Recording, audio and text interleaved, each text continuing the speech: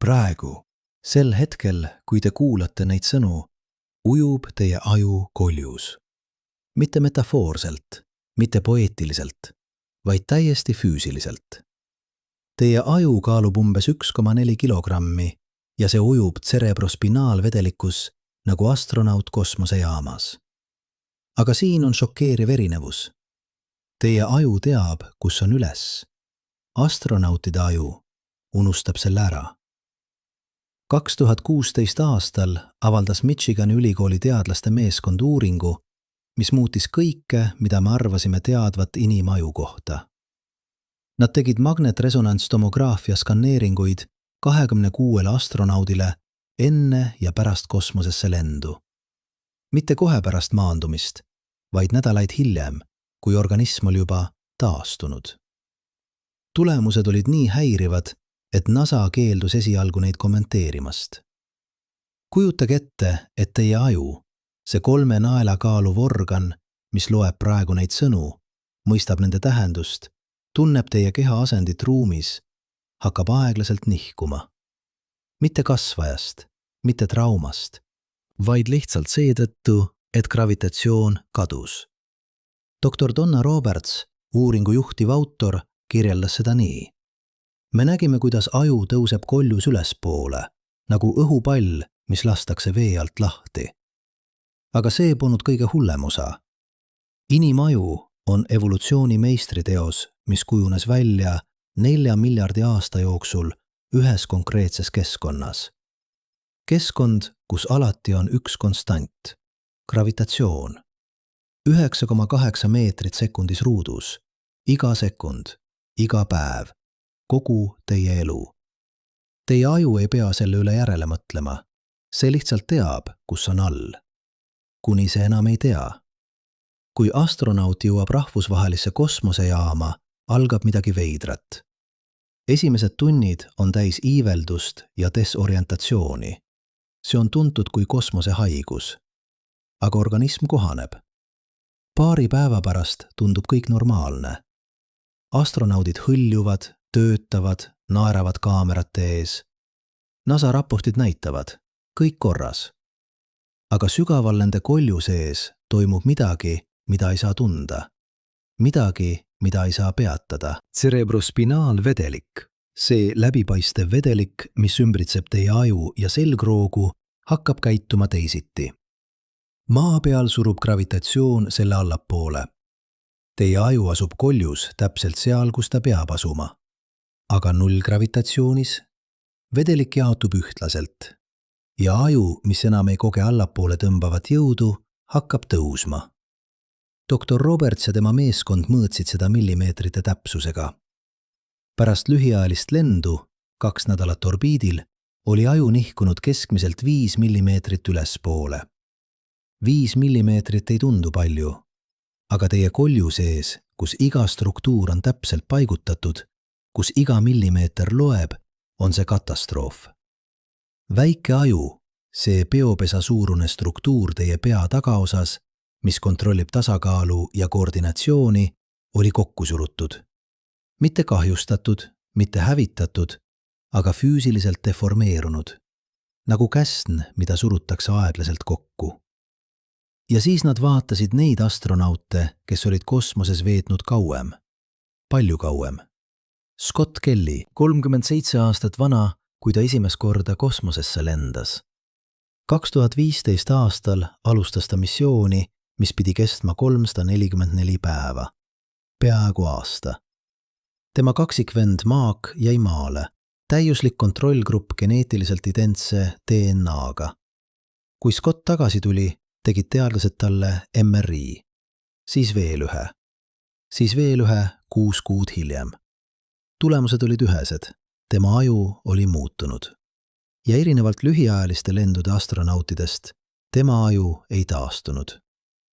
2 aastat pärast maandumist, 2 aastat, mil ta elas taas gravitatsioonis, kõndis, jooksis, elas tavalist elu, tema väike aju oli endiselt kokku surutud. Tema aju oli endiselt nihkunud. Muutused, mida NASA oli aastakümneid pidanud ajutisteks, osutusid püsivateks. Aga miks see oluline on? Miks peaks meid huvitama, et mõne astronaudi aju nihkub paari millimeetri võrra? Sest me plaanime lennata Marsile. Reis Marsile ei kesta 2 nädalat. Ei kesta isegi aasta. Optimistlike arvutuste kohaselt võtab üks suund 7 kuud. 7 kuud 0 gravitatsioonis. Siis aasta ja pool Marsil, kus gravitatsioon on 38% maa omast. Siis veel 7 kuud tagasi. Kokku 2 aastat ja pool. Mida teeb inimajuga 2,5 aastat sellistes tingimustes? Me ei tea. Meil pole andmeid. Meil pole kedagi, kes oleks seda teinud. Aga meil on vihjeid. Dr. Peter zu Eulenburg Müncheni ülikoolist uuris astronautide tasakaalutaju pärast pikki missioone. Ta avastas midagi häirivat. Need ajupiirkonnad, mis töötlevad ruumilist orientatsiooni, hipokampus, parietaalkoor, vestibulaartuumad, ei lihtsalt muutu. Nad hakkavad ümber õppima. Teie aju on plastne, see kohaneb. Kui keskkond muutub, muutub ka aju. See on imetlusväärne omadus maal, aga kosmoses muutub see ohtlikuks. Kujutage ette astronauti, kes on veetnud 2 aastat kosmoses. Tema aju on õppinud, et gravitatsiooni pole. Tema väike aju on ümber struktureerunud. Tema tasakaalukeskused on kohanenud keskkonnaga, kus pole üles ega alla. Ja siis ta maandub Marsil. Äkki on gravitatsioon tagasi. Mitte täielik, aga piisav. Tema aju peab uuesti õppima, kuidas käia, kuidas seista, kuidas mitte kukkuda. Aga tema väike aju on muutunud. Tema tasakaalukeskused on ümber programmeeritud. Kui kiiresti ta kohaneb? Kas ta üldse kohaneb? Ja siis, pärast 18 kuud Marsil, ta peab tagasi tulema. Tagasi 0 gravitatsiooni. Veel 7 kuud. Tema aju peab uuesti ümber õppima. Ja siis lõpuks tagasi maale. Täisgravitatsioon. 3. ümberprogrammeerimine. Kas inimaju suudab seda? Kas need muutused on pöörduvad? Või jõuab punkt, kus tagasiteed pole? NASA teab seda. Nad on teadnud seda kauem, kui nad avalikult tunnistasid. Esimesed vihjed ilmusid juba 90-ndatel. Vene kosmonautidel, kes veetsid Miri kosmosejaamas 6–12 kuud, olid pärast maandumist tasakaalu probleemid. Aga sel ajal arvati, et see on lihtsalt lihasnõrkus. Keha, mis on harjunud hõljumisega, peab uuesti õppima gravitatsioonis toimimist. Alles 2010 aastal, kui MRI-tehnoloogia muutus piisavalt täpseks, hakati nägema tõde. Dr. Angelique van Ombergen Antwerpeni ülikoolist võrdles 58 astronaudi ajuskanneeringuid. Tema järeldus oli selge. Me ei räägi lihaste kohanemisest. Me räägime aju struktuursest muutumisest. Aga NASA ei kiirustanud seda avalikustama. Mitte seetõttu, et nad tahtsid midagi varjata, vaid seetõttu, et nad ei mõistnud, mida see tähendab. Kui te ütlete avalikkusele, et kosmos muudab aju, tekivad küsimused. Kas astronaudid on pärast missiooni endiselt samad inimesed?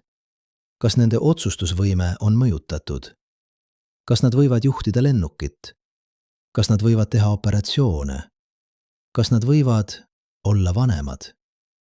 Need pole teoreetilised küsimused. Need on reaalsed dilemmad, millega NASA tegeleb praegu. Aga on veel üks aspekt, millest räägitakse veel vähem. Aspekt, mis on võib-olla kõige häirivam. Teie aju ei ole lihtsalt organ. See on teie identiteet, teie mälestused, teie isiksus, teie mina. Kui aju struktuur muutub, kui väike aju on kokku surutud, kui hipokampus on ümber kujunenud, kui parietaalkoor töötab teisiti, kas te olete endiselt sina? Scott Kelly kirjeldas oma raamatus Endurance midagi veidrat. Pärast tagasitulekut tundis ta end võõrana oma elus. Mitte depressioonis, mitte traumeeritud, lihtsalt teistsugusena. Nagu vaataks oma elu läbi klaasi. Ta ei osanud seda täpselt kirjeldada. Kas see oli psühholoogiline või oli see tema muutunud aju, füüsiliselt nihkunud, struktuurselt ümber kujunenud, mis tajus maailma pisut teistmoodi? Me ei tea. Ja see on probleem, sest me ei saa teha kontrollitud eksperimenti. Me ei saa võtta 100 inimest, saata nad 8 aastaks kosmosesse ja vaadata, mis juhtub. Eetikakomiteed ei lubaks seda kunagi. Ja isegi kui lubaksid, kus me leiame 100 vabatahtlikku, kes on nõus riskima oma ajuga. Seega me õpime aeglaselt. 1 astronaut korraga, 1 missioon korraga. Kogume andmeid, teeme skaneeringuid ja loodame, et kui tuleb aeg saata inimesed Marsile, me teame piisavalt, et hoida nad elus. Aga piisavalt ei pruugi olla kunagi piisav. Dr. Roberts jätkas oma uuringut. 2019 aastal avaldas ta järeluuringu. Seekord vaatas ta mitte ainult aju nihkumist, vaid ka vedeliku muutusi. Cerebrospinaalvedelik, mis ümbritseb aju, ei liigu kosmoses nii, nagu ta peaks. See koguneb, tekib rõhk. Mitte piisavalt, et põhjustada valu, aga piisavalt, et muuta aju tööd. Mõned astronaudid hakkasid kaebama nägemisprobleemide üle. Mitte kohe, vaid nädalaid või kuid pärast missiooni algust. Nende nägemine muutus häguseks. Optilised närvid paisusid, silmamuna kuju muutus.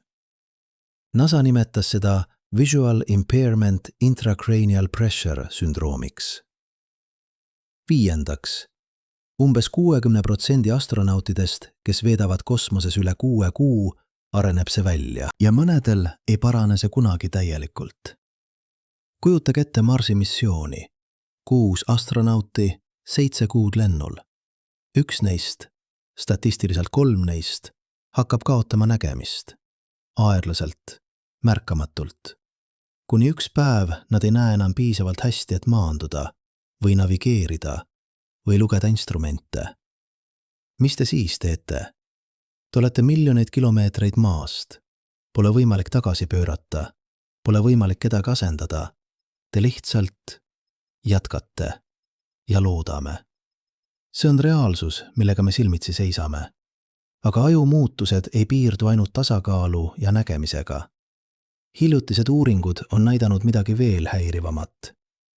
Dr. Simone Kühn Hamburg ülikoolist uuris astronautide ajusid funktsionaalse MRI abil. Ta ei vaadanud ainult struktuuri, vaid ka aktiivsust. Kuidas aju töötab? Kuidas erinevad piirkonnad omavahel suhtlevad? Ta avastas, et pärast pikki missioone muutub ajuvõrkude ühenduvus. Piirkonnad, mis tavaliselt töötavad koos, näiteks need, mis kontrollivad tähelepanu ja otsustamist, hakkavad töötama vähem sünkroonselt. Nagu orkester, kus muusikud mängivad õigeid noote, aga mitte enam täpselt samal ajal. Kas see mõjutab kognitiivseid võimeid? Kas astronaudid mõtlevad aeglasemalt? Kas nad teevad rohkem vigu? Testid ei näita dramaatilisi muutusi, aga testid mõõdavad ainult seda, mida me oskame mõõta. Peened muutused, intuitsioon, loovus, emotsionaalne reguleerimine on palju raskemini hinnatavad. Ja need võivad olla täpselt need oskused, mis hoiavad sind elus kriitilises olukorras miljoneid kilomeetreid maast. Nüüd mõelge tagasi selle peale, millest me alustasime. Teie aju ujub praegu teie kolju sees, aga see ei liigu juhuslikult. See on täpselt seal, kus ta peab olema. Gravitatsioon hoiab seda paigas. Cerebrospinaalvedelik jaotub õigesti. Teie väike aju on õige kujuga. Teie tasakaalukeskused teavad, kus on üles. See kõik toimib seetõttu, et olete evolutsioneerunud siin, maa peal. 9,8 meetri sekundis ruudus gravitatsioonis. 4 miljardit aastat evolutsiooni on teid selleks keskkonnaks optimeerinud. Aga kosmos pole see keskkond. Ja iga kord, kui astronaut veedab seal kauem, õpime midagi uut selle kohta, kui habras on see optimeerimine. Kui kiiresti võib aju, see uskumatult kohanemisvõimeline organ, hakata muutuma viisil, mida me ei mõista täielikult. NASA teab seda. Nad investeerivad miljoneid uuringutesse. Nad arendavad vastuabinõusid. Tsentrifuugid kosmosejaamas, mis simuleerivad gravitatsiooni. magnetväljad, mis võiksid mõjutada vedeliku jaotumist, ravimid, mis võiksid vähendada rõhku.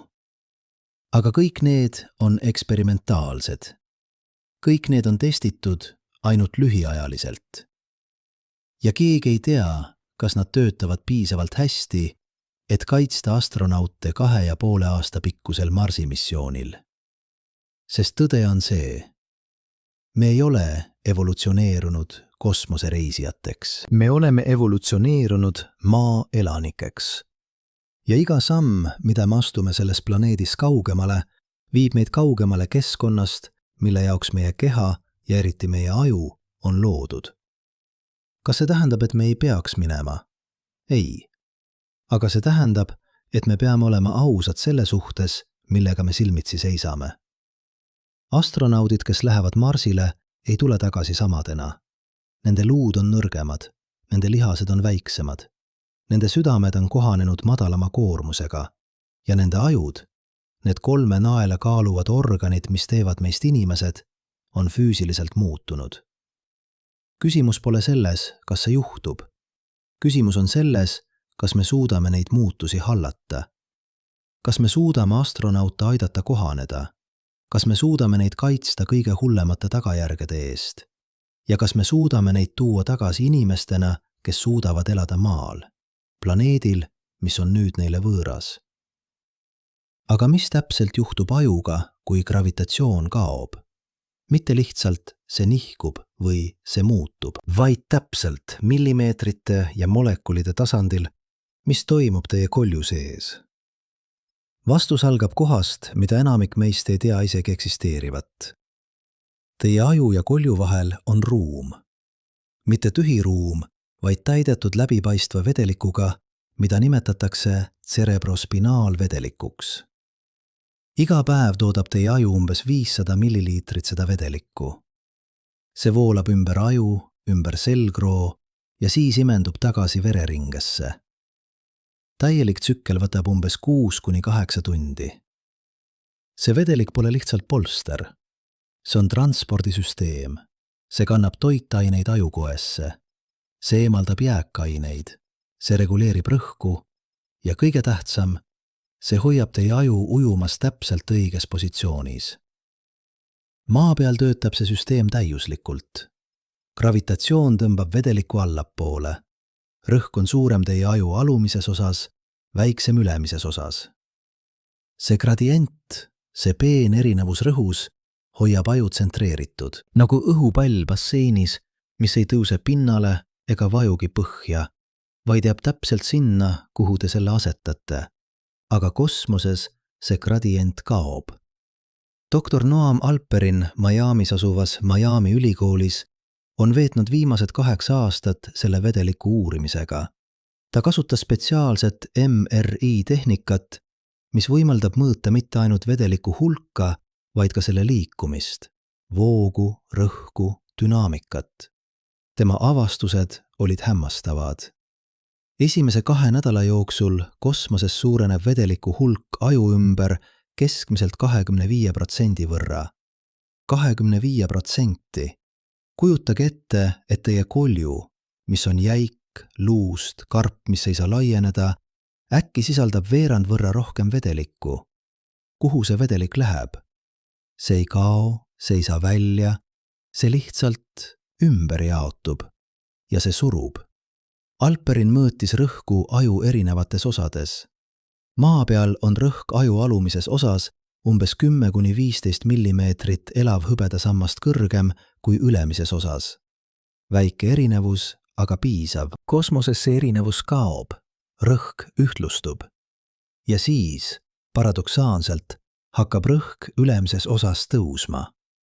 Miks? Sest vedelik, mis tavaliselt voolab allapoole ja imendub seal tagasi vereringesse, ei saa enam alla minna. Pole alla.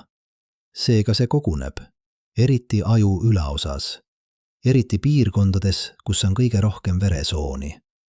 Ja see tekitab probleemi, mida NASA ei osanud ette näha. Teie aju on kaetud õhukese kihiga, mida nimetatakse piiamateriks. See on nagu õhuke kilekott, mis ümbritseb kogu aju pinda. Selle all on veel üks kiht, arachnoidea mater.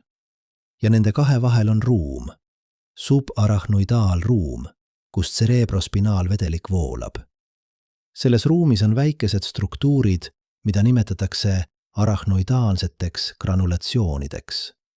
Need on nagu väikesed filtrid, mis lasevad vedelikul imenduda tagasi veresoondesse.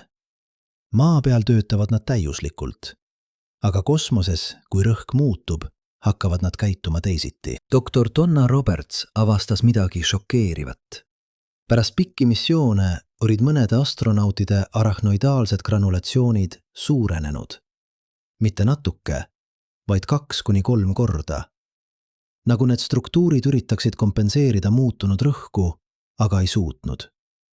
Ja kui need struktuurid suurenevad, hakkavad nad suruma aju koore vastu. Väikesed lokaalsed survepunktid. Mitte piisavalt, et põhjustada valu, aga piisavalt, et moonutada ajupinda. Kujutage ette ballooni, millele surutakse väikesed nööpnõelad. Mitte läbi, lihtsalt vastu. Balloon ei plahvata, aga selle kuju muutub. Ja kui need nõelad on seal piisavalt kaua, jätavad nad jälje. See on see, mis juhtub astronautide ajuga. Aga see on ainult üks mehhanism. On veel teisi. Teie ajus on 4 õõnsust, mida nimetatakse vatsakesteks. Need on täidetud cerebrospinaalvedelikuga ja nad on ühendatud kitsaste kanalite kaudu. Vedelik toodetakse vatsakestes ja voolab sealt välja ümber aju. Maa peal on see voog ennustatav. Gravitatsioon aitab. Vedelik liigub loomulikult allapoole ja välja. Aga kosmoses see voog aeglustub.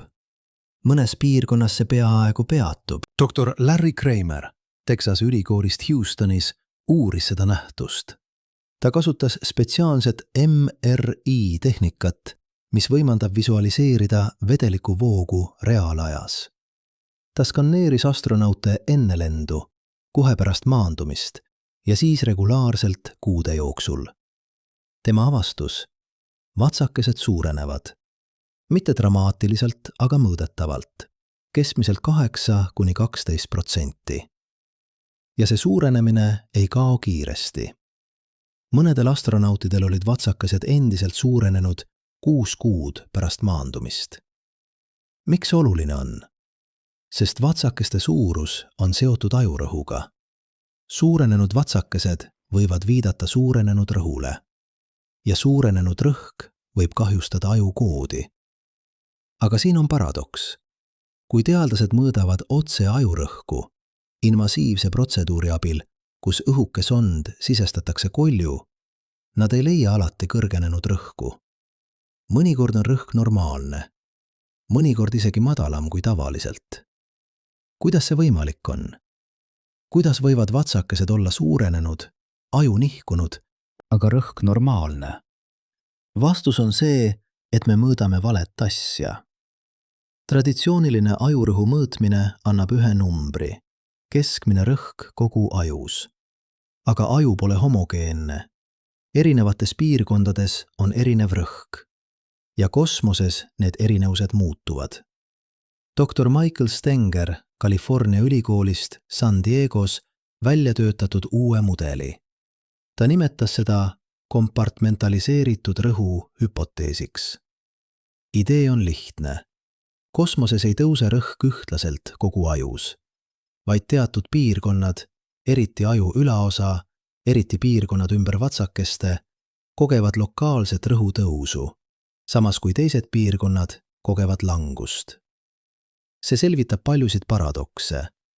Miks mõned astronaudid saavad nägemisprobleeme, aga teised mitte? Miks mõned kogevad tasakaaluprobleeme, aga teised mitte? Sõltub sellest, millised täpsed piirkonnad kogevad suurimat rõhumuutust. Aga see tähendab ka midagi muud. Me ei saa kaitsta kogu aju korraga. Me peame mõistma, millised piirkonnad on kõige haavatavamad ja miks. Vaatame nüüd konkreetselt neid piirkondi, mis kannatavad kõige rohkem. Väike aju, cerebellum. See peopesa suurune struktuur teie pea tagaosas, mis näeb välja nagu miniatuurne aju. See sisaldab umbes 50% kõigist neuronitest teie ajus, kuigi see moodustab ainult 10% aju mahust. Väike aju on vastutav tasakaalu, koordinatsiooni ja peente liigutuste eest. Kui te kõnnite ilma, et peaksite mõtlema iga sammu peale, see on väike aju. Kui te võtate tassi kohvi ja tõstate selle täpselt suule, see on väike aju. Kui te seisate ühel jalal ja ei kuku, see on väike aju. Ja see on täpselt see struktuur, mis kosmoses kannatab kõige rohkem. Doktor Floris Vuits Antwerpeni ülikoolist mõõtis väikeaju mahtu enne ja pärast kosmosesse lendu. Lühiajaliste missioonide puhul 2 nädalat vähenes väikeaju maht keskmiselt 2%. 2% ei tundu palju, aga see on umbes 2 kuupmilliliitrit ajukoodi. 2 kuupmilliliitrit neuroone, mis on kokku surutud. Pikaajaliste missioonide puhul 6 kuud või kauem oli vähenemine suurem, kuni 5%, ja see ei taastunud täielikult. Aasta pärast maandumist oli väikeaju endiselt umbes 3% väiksem kui enne lendu. Aga maht on ainult üks mõõdik. Vuits vaatas ka väikeaju kuju, ja siin olid muutused veel dramaatilisemad. Väikeaju asub kolju tagumises osas, ruumis, mida nimetatakse tagumiseks koljulohkuks. See ruum on piiratud. Alt on suur avaus, mida nimetatakse foramen magnumiks, kust selgroog väljub. Ülalt on ajutelk, mis ühendab väikeaju ülejäänud ajuga. Maa peal on väikeaju täpselt õige kujuga, et mahutada sellesse ruumi. Aga kui aju tõuseb ülespoole, kui cerebrospinaalvedelik surub seda, väikeaju surutakse kokku, eriti selle ülemine osa. Vuits mõõtis seda täpselt. Ta leidis, et väikeaju ülemine pind, see osa, mis on kõige lähemal ajuteljele, oli pärast pikki missioone keskmiselt 3–4 millimeetrit madalam kui enne, nagu keegi oleks seda aeglaselt allapoole surunud. Ja see moonutus ei ole ühtlane. Mõned piirkonnad on kokku surutud rohkem kui teised. Eriti need osad, mis kontrollivad tasakaalu ja ruumilist orientatsiooni. Kas see kahjustab neuroone? Kas see hävitab rakke? Vastus on keeruline. MRI ei näita otsest kahjustust. Pole armkoe, pole nekroosi. Aga see ei tähenda, et kahjustust pole. Doktor Rachel Seidler Michigani ülikoolist uuris astronautide motoorseid oskusi enne ja pärast lendu. Ta kasutas täpseid teste. Näiteks palus neil joonistada täpseid mustreid, vajutada nuppe kindlas järjekorras, hoida tasakaalu kitsastel alustel. Tulemused olid selged. Pärast pikki missioone olid astronautide motoorsed oskused halvenenud. Mitte dramaatiliselt. Nad ei olnud invaliidid. Aga nad olid aeglasemad, vähem täpsed, rohkem vigu. Ja mis kõige huvitavam, need muutused korreleerusid väikeaju moonutusega. Mida rohkem oli väikeaju kokku surutud, seda suuremad olid motoorsed probleemid. Aga kas see on püsiv? Kas oskused taastuvad? Seidler jälgis astronaute kuni 2 aastat pärast maandumist. Enamik neist paranes. Aeglaselt, aga järjepidevalt. 6 kuud pärast maandumist olid nad tagasi umbes 80% juures. Aasta pärast 90%. 2 aasta pärast peaaegu normaalsed. Peaaegu. Sest mõned ülesanded, eriti need, mis nõuavad väga peenikest koordinatsiooni, väga kiiret reaktsiooni, jäid pisut halvemaks. Mitte piisavalt, et mõjutada igapäevaelu, aga piisavalt, et mõõta. Ja see tõstatab küsimuse, kui astronaut läheb Marsile 2,5 aastat missiooni ja tuleb tagasi, kas ta suudab enam olla kirurg?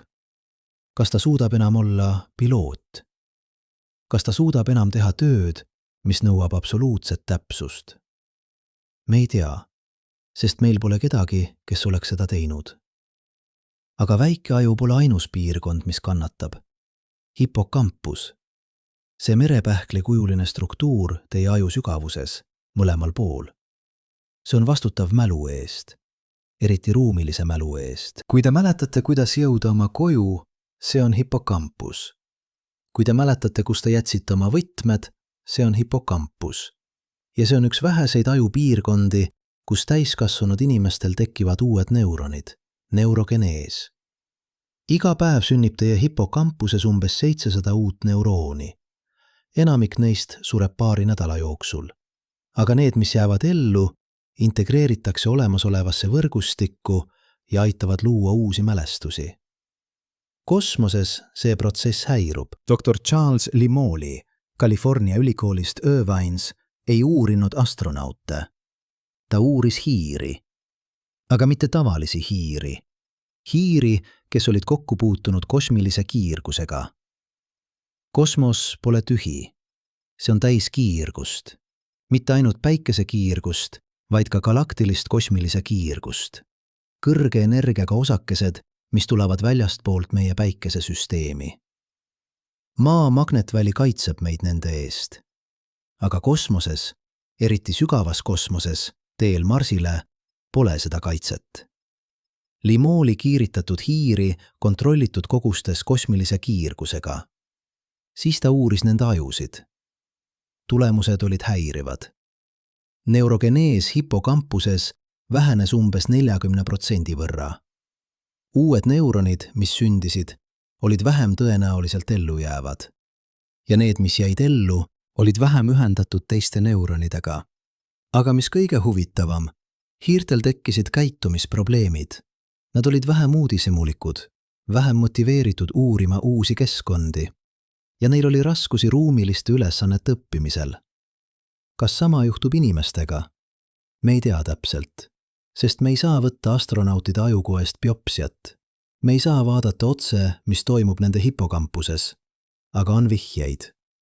Dr. Matthias Passner Pennsylvania ülikoolist testis astronautide kognitiivseid võimeid enne, ajal ja pärast pikki missioone. Ta kasutas laia valikut teste, mälu, tähelepanu, otsustamine, emotsionaalne äratundmine. Enamik teste näitas väikeseid muutusi, aga üks test, emotsionaalse äratundmise test, kus astronaudid pidid ära tundma nägudel olevaid emotsioone, näitas järjekindlat halvenemist. Astronaudid, kes olid kosmoses üle 3 kuu, olid vähem täpsed emotsioonide äratundmisel, eriti peenete emotsioonide puhul, nagu murelikkus, kahtlus, heebelikkus. Miks see oluline on? Sest emotsionaalne äratundmine on kriitiline sotsiaalseks suhtlemiseks. Ja Marsi missioonil, kus 6 inimest on kinnises ruumis 2,5 aastat, on sotsiaalne dünaamika võib-olla kõige tähtsam tegur edu jaoks. Kui astronaudid ei suuda enam täpselt lugeda üksteise emotsioone, kui nad tõlgendavad valesti üksteise kavatsusi, kui väikesed arusaamatused eskaleeruvad konfliktideks, see võib ohustada kogu missiooni. Ja see pole hüpoteetiline, see on juba juhtunud. Vene kosmosejaamas Mir 90-ndatel oli mitu intsidenti, kus meeskonnaliikmed lõpetasid omavahel rääkimise. Mitte päevadeks, nädalateks. Nad täitsid oma ülesandeid, aga nad ei suhelnud. Psühholoogid maal üritasid sekkuda, aga kaugelt oli raske. Üks neist intsidentidest algas väikesest arusaamatusest. Keegi unustas midagi teha, keegi teine tõlgendas seda hoolimatusena, sõnad vahetati ja äkki oli külm sõda. Kosmosejaamas, kus sa ei saa lahkuda, kus sa pead nägema teist inimest iga päev, iga tund. Kas oli tingitud ajumuutustest või lihtsalt inimlikust psühholoogiast? Me ei tea. Aga me teame, et pikad missioonid muudavad aju viisil, mis võivad mõjutada sotsiaalset käitumist. Ja on veel üks piirkond, mis muutub. Piirkond, millest räägitakse veel vähem, aga mis võib olla kõige olulisem. Prefrontaalne koor. See osa teie aju eesmises osas, otse teie otsmiku taga. See on vastutav kõrgemate kognitiivsete funktsioonide eest. Planeerimine, otsustamine, impulside kontroll, abstraktne mõtlemine. See on see, mis teeb meist inimesed. See on see, mis võimaldab meil mõelda tuleviku peale, kaaluda alternatiive, valida pikaajalisi eesmärke lühiajaliste kiusatuste asemel. Ja see on üks viimasi ajupiirkondi, mis täielikult küpseb. Enamikul inimestel pole prefrontaalne koor täielikult arenenud enne 25 aasta vanust. Dr. Ajit Kumar Mulavara Houstonis asuvas inimese tervise ja jõuduse instituudis uuris, kuidas kosmos mõjutab prefrontaalset koort. Ta kasutas funktsionaalset MRI-d, et mõõta aju aktiivsust ajal, kui astronaudid täitsid keerulisi otsustamisülesandeid. Tema avastus: pärast pikki missioone oli prefrontaalse koore aktiivsus muutunud, mitte vähenenud, muutunud. Mõnedes ülesannetes oli see suurenenud, nagu aju peaks töötama raskemini, et saavutada sama tulemus. Teistes ülesannetes oli see vähenenud, nagu teatud protsessid oleksid muutunud vähem efektiivseks. Ja mis kõige huvitavam, need muutused korreleerusid stressiga. Astronaudid, kes kogesid rohkem stressi missiooni ajal, näitasid suuremaid muutusi prefrontaalses koores. See viitab millenegi olulisele. Aju muutused kosmoses pole ainult füüsilised. Need on ka psühholoogilised. Stress, isolatsioon, pidev valvsus, kõik see mõjutab aju. Ja kui lisada sellele füüsilised muutused, nihkunud aju, muutunud vedelikuvoog, võimalik kiirguskahjustus, saate keerulise omavahel seotud probleemide võrgustiku. Ja me alles hakkame mõistma, kui keeruline see võrgustik on. Aga kui me teame kõike seda, kui me teame, et aju nihkub, et väike aju surutakse kokku, et hipokampus kannatab, et prefrontaalne koor muutub, miks me siis ei tee midagi? Vastus on, me teeme, aga mitte piisavalt kiiresti ja mitte piisavalt efektiivselt. NASA Johnson Space Center Houstonis on labor, mida enamik inimesi ei näe kunagi. Seal 3. korrusel on ruum, mis näeb välja nagu midagi ulmefilmist. Keskel on suur, aeglaselt pöörlev tsentrifuug, nagu hiiglaslik pesumasin, aga täis teaduslikke instrumente. Selle nimi on Artificial Gravity Bed Rest Study Facility. Idee on lihtne. Kui gravitatsiooni puudumine põhjustab probleeme, siis võib-olla kunstlik gravitatsioon neid lahendab. Dr. Gilles Clément, kes on veetnud 30 aastat kunstliku gravitatsiooni uurimisega, selgitab. Me ei saa luua gravitatsiooni, aga me saame luua tsentrifugaaljõudu, mis imiteerib gravitatsiooni mõjusid. Kui te pöörate kedagi piisavalt kiiresti, nende keha tunneb jõudu, mis surub neid väljapoole. Ja see jõud võib asendada gravitatsiooni. Kõlab lihtsalt, aga üksikasjad on keerulised. Kui kiiresti peate pöörama?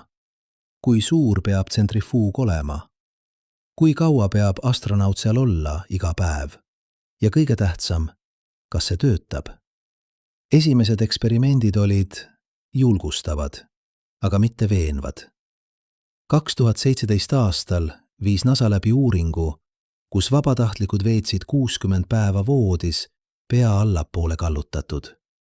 See simuleerib mõningaid kosmose mõjusid. Vedelik liigub ülespoole, süda peab vähem tööd tegema, lihased nõrgenevad. Pool osalejaid kasutasid iga päev tsentrifuugi, teine pool mitte. Tulemused. Need, kes kasutasid tsentrifuugi, säilitasid rohkem lihasmass. Nende südamed jäid tugevamaks. Nende luud kaotasid vähem mineraale. Aga nende ajud, seal oli vähe erinevust. MRI skanneeringud näitasid, et mõlemas grupis nihkus aju ülespoole. Mõlemas grupis suurenes cerebrospinaalvedeliku hulk. Tsentrifuug aitas keha, aga see ei kaitsnud aju. Miks mitte? Dr. Stephen Loris Liège'i ülikoolist Belgias pakub välja hüpoteesi.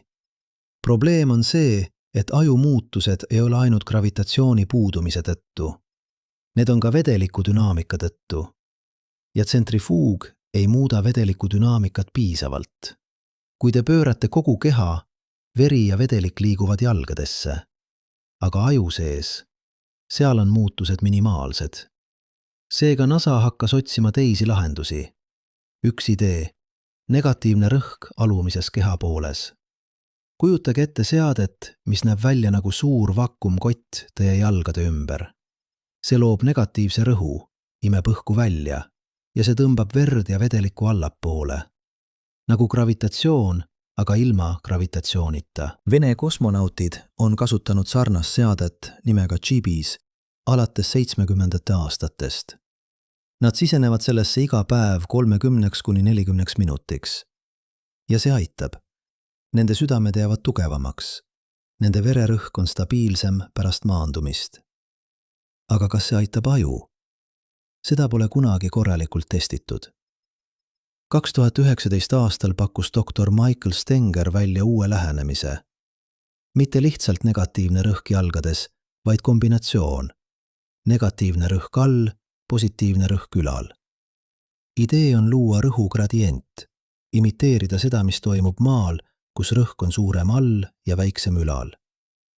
NASA ehitas prototüübi. Nad testisid seda vabatahtlikel. Esialgsed tulemused olid huvitavad. Vedeliku jaotus muutus. Rõhk aju ülaosas vähenes. Aga kas see kaitseb aju pikaajaliste muutuste eest? Seda pole veel testitud piisavalt kaua. Sest siin on probleem.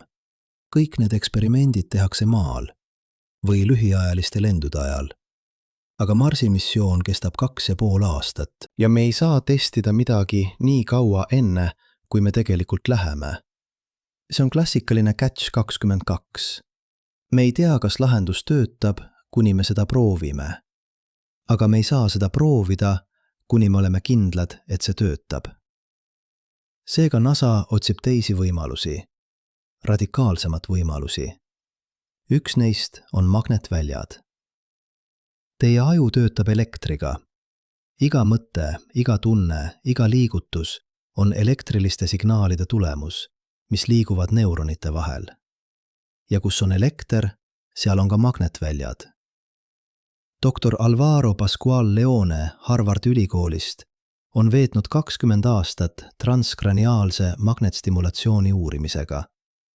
See on tehnika, kus tugev magnetväli rakendatakse pea välisküljele ja see mõjutab aju aktiivsust. Seda kasutatakse depressiooni raviks. Seda kasutatakse insuldi taastusraviks. Ja nüüd NASA uurib, kas seda saaks kasutada astronautide aju kaitsmiseks. Idee pole stimuleerida aju, vaid stabiliseerida vedeliku voogu. Pascual Leone selgitab, cerebrospinaalvedelik sisaldab joone, laetud osakesi. Kui te rakendatakse magnetvälja, need joonid liiguvad. Ja kui te rakendatakse õiget tüüpi välja, õiges kohas, õigel ajal, võite mõjutada vedeliku voogu. Mitte palju, aga võib-olla piisavalt. See kõlab nagu ulme, aga esialgsed eksperimendid loomadel on näidanud midagi huvitavat. Rotid, kes olid kokku puutunud spetsiifiliste magnetväljadega, näitasid vähem ajuturset pärast traumat. Nende cerebrospinaalvedeliku voog oli stabiilsem. Kas sama töötaks inimestega? Kosmoses? Me ei tea. Aga NASA investeerib miljoneid, et seda välja selgitada. Ja siis on veel üks lähenemine. Kõige radikaalsemat, kõige vastuolulisemat. Ravimid, mis muudavad aju. Doktor Peter Zu Eulenburg Müncheni ülikoolist uurib ravimeid, mis võiksid aidata ajul kohaneda kosmosega.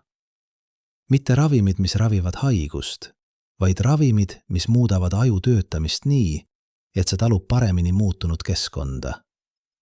Üks kandidaat on modafinil, ravim, mida kasutatakse narkolepsia raviks. See suurendab valvsust, parandab tähelepanu, vähendab väsimust. Astronaudid on seda juba kasutanud pikaajaliste missioonide ajal. Aga Zu Eulenburg uurib, kas see võiks teha midagi enamat, kaitsta hipokampust. Loomkatsed on näidanud, et modafinil suurendab neurogeneesi, uute neuronite teket hipokampuses. Ja see võiks kompenseerida kahjustusi, mida põhjustab kosmilise kiirgus. Aga on ka riske. Modafinil mõjutab dopamiini, neurotransmitterit, mis on seotud motivatsiooni ja premeerimisega. Pikaajaline kasutamine võib põhjustada sõltuvust, või muuta isiksust või tekitada kõrvalmõjusid, mida me ei oska ette näha. Kas me oleme valmis andma astronautidele ravimeid, mis muudavad nende aju, lihtsalt selleks, et nad saaksid lennata Marsile? See pole meditsiiniline küsimus, see on eetiline küsimus. Ja NASA ei ole ainus, kes seda küsimust esitab. Hiina kosmoseprogramm, mis on viimastel aastatel dramaatiliselt kasvanud, uurib veel radikaalsemat lähenemist. Geneetiline modifitseerimine. 2080 aastal avaldas Hiina teadlaste meeskond uuringu, kus nad modifitseerisid hiirte geene nii, et nende ajud olid vastupidavamad kiirgusele. Konkreetselt nad suurendasid geeni nimega TP53. See on geen, mis aitab parandada DNA kahjustusi. Modifitseeritud hiired, kes olid kokku puutunud kosmilise kiirgusega, näitasid vähem neuronite kaotust. Nende käitumine oli vähem mõjutatud. Nende mälu oli parem. Kas sama võiks töötada inimestega? Tehniliselt jah. CRISPR-tehnoloogia võimaldab meil muuta inimese geene suhteliselt lihtsalt, aga eetiliselt, juriidiliselt, sotsiaalselt. Enamik riike on keelanud inimeste geneetilise modifitseerimise, aga kosmoses pole rahvusvahelisi seadusi. Pole eetikakomiteesid, mis saaksid sekkuda. Ja kui üks riik otsustab, et nad on valmis riskima, et Marsi jõudmine on piisavalt oluline, et õigustada geneetilise modifitseerimise, mis siis? See pole hüpoteetiline stsenaarium. See on reaalne võimalus, millega me peame arvestama järgmise 10 aasta jooksul. Aga vaatame tagasi praeguse hetke juurde. Tagasi lahenduste juurde, mis on juba olemas. Lahenduste, mis ei nõua uut tehnoloogiat ega eetilisi kompromisse. Üks neist on üllatavalt lihtne. Treening. Dr. Ajit Kumar Mulavara avastas midagi huvitavat. Astronaudid, kes tegid kosmoses regulaarselt tasakaalutreeningut, seisid ühel jalal, kõndisid kitsal joonel, tegid keerulisi koordinatsiooniharjutusi, näitasid vähem väikeaju muutusi. Mitte seetõttu, et treening takistas aju nihkumist, vaid seetõttu, et see stimuleeris väikeaju, hoidis seda aktiivsena, sundis seda kohalema. See on tuntud kui neuroplastilisus. Aju võime ümber kujuneda vastusena kogemusele. Ja see töötab mõlemas suunas. Kui te ei kasuta ajupiirkonda, see nõrgeneb. Aga kui te seda aktiivselt kasutate, see tugevneb. NASA on nüüd välja töötanud spetsiaalsed treeningprogrammid astronautidele. Mitte lihtsalt füüsiline treening, vaid kognitiivne treening. Ülesanded, mis sunnivad aju töötama viisil, mis kompenseerib kosmose mõjusid. Näiteks virtuaalreaalsuse harjutused, kus astronaut peab navigeerima keerulises 3-mõõtmelises keskkonnas. See stimuleerib hipokampust.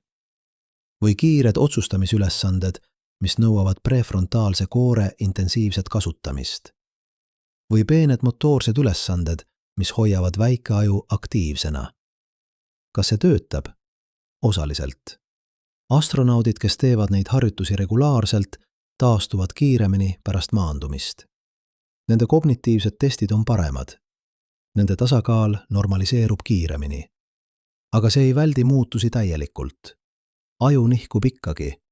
Väike aju surutakse ikkagi kokku. Vedelik koguneb ikkagi. Treening aitab, aga see pole lahendus. Ja siis on veel üks tegur, millest räägitakse harva, aga mis võib olla kõige olulisem.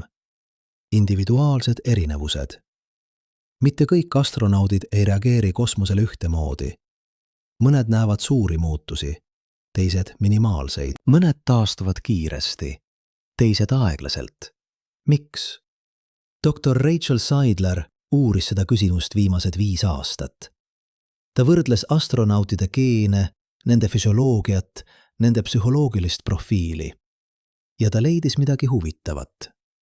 Astronaudid, kellel oli teatud variant geenist nimega BDNF, see on geen, mis mõjutab neuronite kasvu ja plastilisust, näitasid vähem ajumuutusi. Nende väike aju oli vähem kokku surutud. Nende tasakaal taastus kiiremini. see ei tähenda, et see geen kaitseb aju, aga see viitab, et geneetiline taust mängib rolli. Ja kui me mõistame, millised geenid on olulised, võime hakata valima astronaute, kes on loomulikult vastupidavamad. See tõstatab eetilisi küsimusi. Kas me peaksime valima astronaute nende geenide põhjal? Kas see on diskrimineerimine? Või lihtsalt praktiline otsus? NASA ei ole veel võtnud ametlikku seisukohta, aga arutelu käib. Ja on veel üks aspekt. Vanus. Enamik astronaute on 35–45 aasta vanused. See on mõistlik. Nad vajavad kogemust, küpsust, füüsilist vormi. Aga nende ajud on juba möödunud neuroplastilisuse tipust. Noortel inimestel, 25 aasta vanustel, on aju palju plastilisem. See kohaneb kiiremini, see taastub paremini. Aga neil pole kogemust. Neil pole psühholoogilist küpsust. Vanematel inimestel, 55 aasta vanustel, on kogemus. Aga nende ajud on vähem plastilised. Ja neil on suurem risk teisteks terviseprobleemideks. Mis on optimaalne vanus Marsi missiooniks? Me ei tea. Aga see on küsimus, millele me peame vastuse leidma. Sest Marsi missioon ei ole nagu Kuu missioon. Kuu missioon kestis 8 päeva. Kui midagi läks valesti, astronaudid võisid olla tagasi maal 3 päeva jooksul. Aga Marsi missioonil? Kui midagi läheb valesti, kui astronaudi aju hakkab tõsiselt kannatama, kui tema nägemine halveneb nii palju, et ta ei saa enam töötada, kui tema otsustusvõime on mõjutatud, pole võimalik tagasi tulla. Pole võimalik kedagi asendada. Te olete üksi. Miljoneid kilomeetreid maast. Ja te peate jätkama. See on reaalsus, millega me silmitsi seisame, ja see on põhjus, miks NASA võtab ajumuutusi nii tõsiselt. Aga on veel üks aspekt, mis on võib-olla kõige häirivam. Aspekt, mis puudutab mitte ainult astronaute, vaid meid kõiki. Kui me saadame inimesed Marsile, kui nad veedavad seal 2,5 aastat, nad ei tule tagasi samadena. Nende kehad on muutunud. Nende ajud on muutunud. Ja kui nad jäävad Marsile, kui nad otsustavad mitte tagasi tulla, siis nad hakkavad evolutsioneeruma. Aeglaselt. Põlvkondade jooksul, aga vältamatult. Marsi gravitatsioon on 38% maa omast. Inimesed, kes sünnivad seal, kasvavad seal, elavad seal kogu oma elu, nende ajud areneksid selles keskkonnas. Nende väikeajud oleksid teistsuguse kujuga. Nende tasakaalukeskused töötaksid teisiti. Nende ruumiline orientatsioon oleks kohandatud Marsi gravitatsioonile. Ja kui nad siis tuleksid maale, kas nad suudaksid siin elada? Kas nende ajud suudaksid kohaneda täisgravitatsiooni? Me ei tea. Aga on tõenäoline, et pärast teatud punkti, võib-olla 1 põlvkonna, võib-olla 2, Marsi inimesed ei saaks enam maale tagasi tulla. Mitte seetõttu, et nad ei tahaks, vaid seetõttu, et nende kehad ja eriti nende ajud ei suudaks. See tähendab, et Marsi koloniseerimine pole lihtsalt uude kohta kolimine. See on uue inimliigi loomine. Inimesed, kes on füüsiliselt, neuroloogiliselt, võib-olla isegi psühholoogiliselt erinevad meist. Kas me oleme valmis selleks? Kas me mõistame, mida see tähendab? Need pole küsimused, millele me saame vastata praegu. Aga need on küsimused, mida me peame esitama enne, kui on liiga hilja. Sest tõde on see, kosmos ei ole loodud inimestele. Me oleme evolutsioneerunud maal. Meie ajud on kujunenud maa gravitatsioonis. Meie kehad on kohandatud maa keskkonnale. Ja iga samm, mida me astume sellest planeedist kaugemale, on samm tundmatusse. Samm, kust ei pruugi olla tagasiteed. NASA teab seda. Nad valmistuvad, nad uurivad, nad arendavad tehnoloogiaid. Aga nad teavad ka, et mõned asjad on väljaspool meie kontrolli. Me ei saa muuta füüsikat. Me ei saa luua gravitatsiooni, kus seda pole. Me ei saa kaitsta täielikult kosmilise kiirguse eest. Me ei saa tagada, et astronautide ajud jäävad muutumatuks. Kõik, mida me saame teha, on valmistuda, mõista riske ja loota, et kui tuleb aeg, Kui esimesed inimesed astuvad Marsi pinnale, me oleme teinud piisavalt, et hoida nad elus ja tervena ja endiselt inimestena. Aga piisavalt on suhteline mõiste ja inimene võib tähendada tulevikus midagi muud kui täna. Aga nüüd peame rääkima millestki, mida NASA ei taha tunnistada. Millestki, mis muudab kõik need plaanid, kõik need lahendused, kõik need lootused küsitavaks. Me ei tea, kas inimaju suudab üldse ellu jääda sügavas kosmoses. Mitte 2 nädalat, mitte 6 kuud, vaid aastad, aastakümned, põlvkonnad. Sest on üks tegur, millest me pole veel rääkinud. Tegur, mis on palju ohtlikum kui gravitatsiooni puudumine. Palju sanakavalamalt kui cerebrospinaalvedeliku kogunemine. Tegur, mille eest me ei tea, kuidas kaitsta. Kosmilise kiirgus. Iga sekund, praegu, sel hetkel, kui te kuulate neid sõnu, läbivad teie keha miljonid osakesed. Neutriinod päikesest, kosmilised kiired galaktikast. Enamik neist läheb läbi ilma jälge jätmata. Teie keha ei tunne neid. Teie aju ei registreeri neid. Aga mõned neist tabavad. Mõned neist põrkuvad teie DNA vastu. Mõned neist kahjustavad rakke. Maa peal pole see probleem. Magnetväli kaitseb meid. Atmosfäär peatab enamiku osakestest. Kiirguse tase on madal, umbes 3 millisiivertit aastas. Teie keha suudab seda hõlpsalt taluda. Aga rahvusvahelises kosmosejaamas 150 millisiivertit aastas, 50 korda rohkem. Ja sügavas kosmoses, teel Marsile, kus pole maa magnetvälja, pole atmosfääri, pole midagi teie ja galaktika vahel. 600 millisiivertit aastas, 200 korra rohkem kui maal. Dr. Francis Cucinotta, kes on veetnud 30 aastat NASAs, uurides kosmilise kiirguse mõjusid, ütleb seda otse. Me ei tea, kas inimaju suudab seda taluda. Me lihtsalt ei tea. Ja see pole teoreetiline ebakindlus.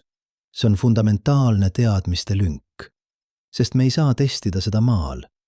Me ei saa võtta inimesi ja kiiritada neid kontrollitud kogustes galaktilise kosmilise kiirgusega aastate jooksul. Eetikakomiteed ei lubaks seda kunagi. Ja isegi kui lubaksid, kus me saame galaktilist kosmilist kiirgust?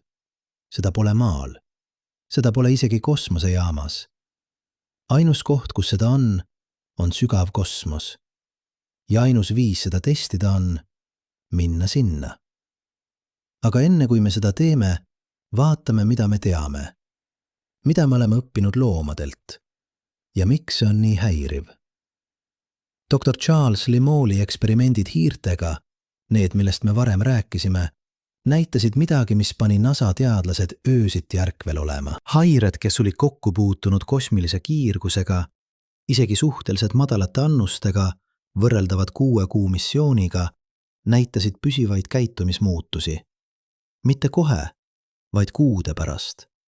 Nagu kiirgus oleks käivitanud aeglase, progresseeruva protsessi, mis jätkus isegi pärast kiiritamise lõppu. Need hiired olid vähem sotsiaalsed. Nad vältisid teisi hiiri. Nad ei uurinud uusi objekte. Nad olid ükskõiksed. Nagu midagi nende ajus oleks muutunud fundamentaalsel tasandil.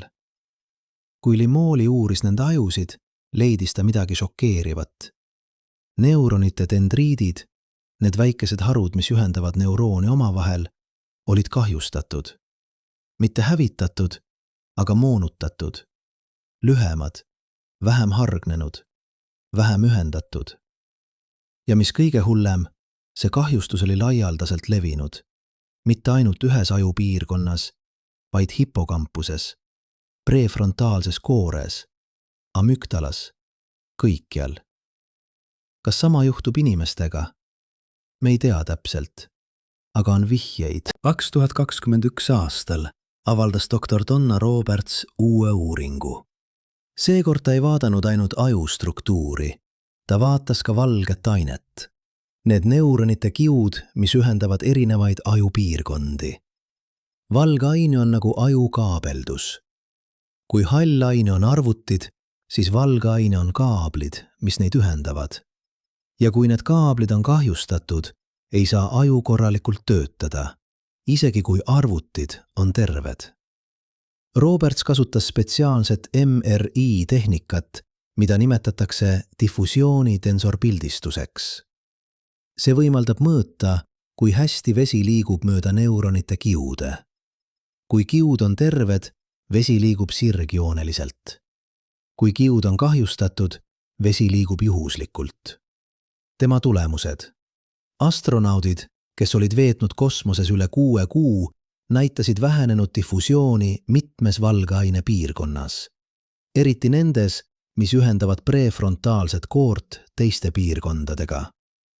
Kas see oli kiirguse tõttu või gravitatsiooni puudumise tõttu või mõlema kombinatsiooni tõttu? Roberts ei saa olla kindel, aga ta ütleb, kui ma peaksin panustama, ma ütleksin, et see on kiirgus. Sest muutuste muster, see, millised täpselt piirkonnad on mõjutatud, sarnaneb sellega, mida me näeme kiiritatud loomadel. Ja kui see on tõsi, siis meil on probleem, suur probleem. Sest gravitatsiooni puudumise vastu saame me midagi teha. Sentrifuugid, negatiivne rõhk, treening. Aga kiirguse vastu meie võimalused on piiratud. NASA on proovinud kõike. Nad on ehitanud varjestatud ruume kosmosejaamas. Ruume, mis on kaetud polüetüleeniga, mis peatab mõningaid kiirgusosakesi. Astronaudid magavad seal. Aga see vähendab kiirgust ainult umbes 10–15%, mitte piisavalt. Nad on uurinud ravimeid, antioksüdandid, mis võiksid vähendada kiirguse kahjustusi. Aga loomkatsed on näidanud minimaalseid tulemusi. Nad on isegi kaalunud magnetvälja generaatoreid, seadmeid, mis looksid kunstliku magnetvälja ümber kosmoselaeva, nagu miniatuurne maa magnetväli. Aga sellised seadmed vajaksid tohutult energiat. Ja nad oleksid tohutult rasked. Ja me ei tea, kas nad üldse töötaksid. Seega praegu on NASA strateegia lihtne. Aksepteerida riski. Nad on arvutanud, et Marsi missiooni ajal saab iga astronaut umbes 1 siivert kiirgust. See on piirmäär, mille NASA on seadnud. Piirmäär, mille puhul vähiriski suurenemine on vastuvõetav. Vastuvõetav tähendab selles kontekstis umbes 3%. 3% tõenäosus, et astronaut areneb välja surmava vähi oma eluea jooksul kiirguse tõttu. 3% ei tundu palju, aga see on ainult vähk.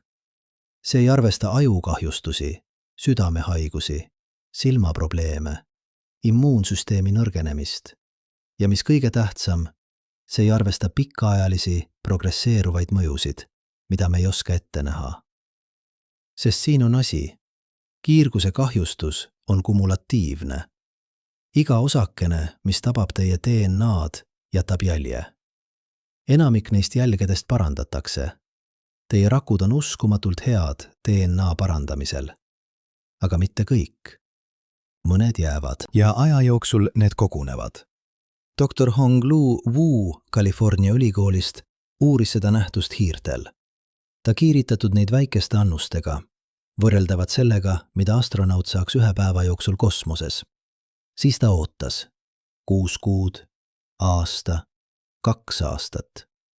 Esimesed kuud ei juhtunud midagi. Hiired olid normaalsed. Aga siis aeglaselt hakkasid ilmnema muutused. Mäluprobleemid, käitumismuutused. Ja kui Wu uuris nende ajusid, leidis ta midagi häirivat. Põletik.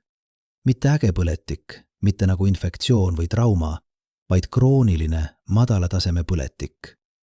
Mikrogliarakud, aju immuunrakud, olid aktiveeritud.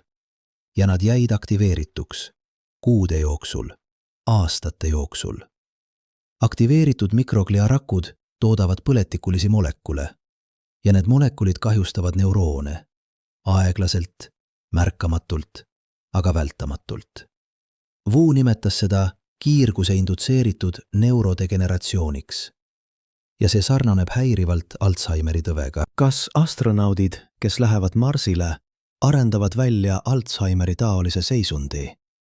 Kas nad hakkavad kaotama mälu 10–20 aastat pärast missiooni? Me ei tea. Meil pole piisavalt andmeid.